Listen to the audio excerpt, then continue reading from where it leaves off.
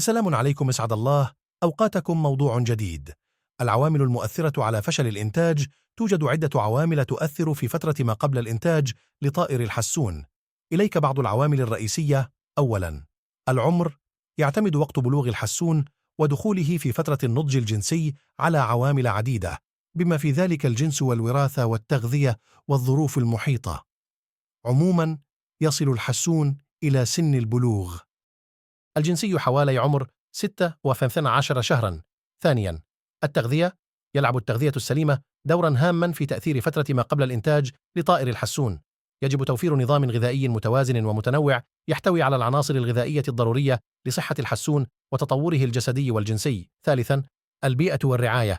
يتأثر الحسون بشكل كبير بالظروف المحيطة وجودة الرعاية التي يتلقاها. يجب توفير بيئة ملائمة توفر الفضاء الكافي والتهوية والإضاءة المناسبة، بالإضافة إلى توفير التدفئة والتبريد الملائمين، كما يجب توفير الرعاية الصحية اللازمة والحماية من الأمراض والعوامل الضارة. رابعاً، الوراثة. تلعب العوامل الوراثية دوراً في تحديد فترة ما قبل الإنتاج لطائر الحسون. يمكن أن تؤثر الوراثة في سرعة نمو الحسون وتطوره الجسدي والجنسي.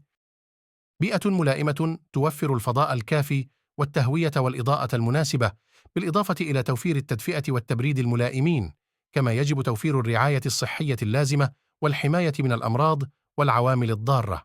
رابعاً، الوراثة. تلعب العوامل الوراثية دوراً في تحديد فترة ما قبل الإنتاج لطائر الحسون.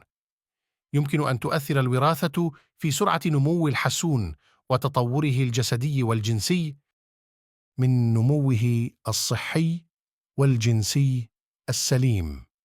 دمتم في أمان الله، والسلام عليكم ورحمة الله وبركاته.